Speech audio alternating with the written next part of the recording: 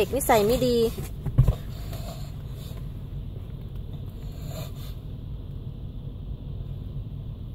น้องเมย์ก็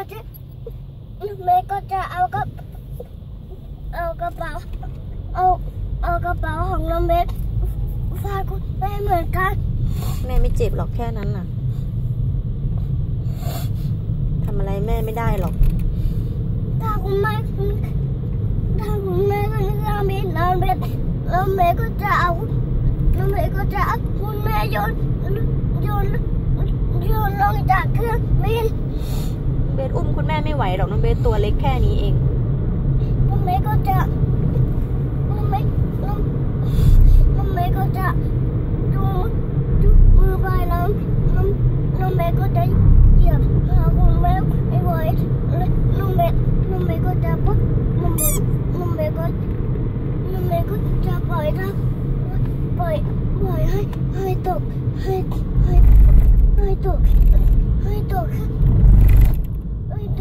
บินไปไหนให้แขนหักคอไปเลยแม่ไม่ขึ้นเครื่องบิน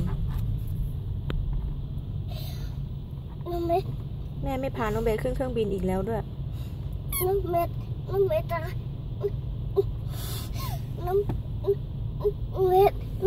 ะให้วันตามาไปบินที่แล้วก็พาไปบินแล้วก็เอาก้อนหินโยน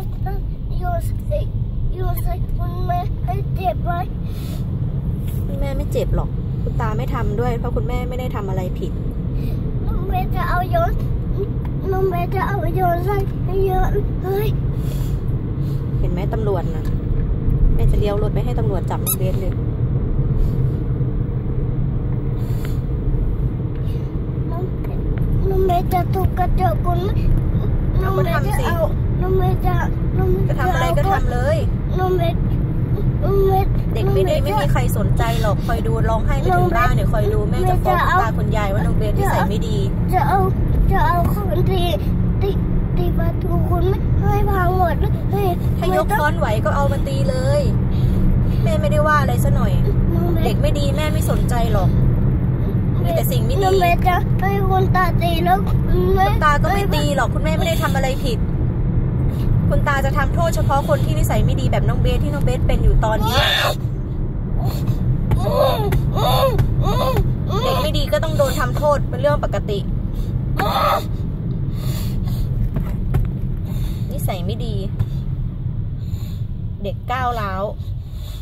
ถ้าไม่มีเพื่อนมาคบนะคอยดูนะไม่ต้องสงสัยเลยว่าตัวเองเป็นยังไงทำไมเพื่อนเขาไม่คบเพื่อนไม่เล่นด้วยเด็กแบบนี้นะน้องเบสจะเอาคุณเข้าป่าแม่ไม่ไปป่าแม่เข้าไปทำไมป่าแม่กลัวผีไม่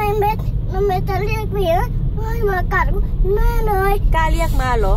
ไม่กลัวเหรอผีนะเรียกมาผีน้องเบสเป็นคนเรียกผีก็ต้องมาหาน้องเบสสิจะมาหาแม่ได้ไงแม่ไม่ได้เป็นคนเรียกผีน้องเบสจะจับมือผีมากัด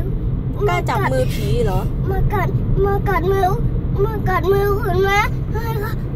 ผีไม่ทำหรอกแม่เป็นคนดีแม่ไม่ใช่เด็กนิสัยเสียเหมือนน้องเบสเอาเลยจะทำอะไรก็ทำเลยไม่มีใครสนใจหรอกถ้าคุณตาคุณยายเห็นน้องเบสทำตัวแบบนี้ตอนอยู่กับคุณแม่นะคอยดูคุณตาคุณยายก็จะโกรธน้องเบส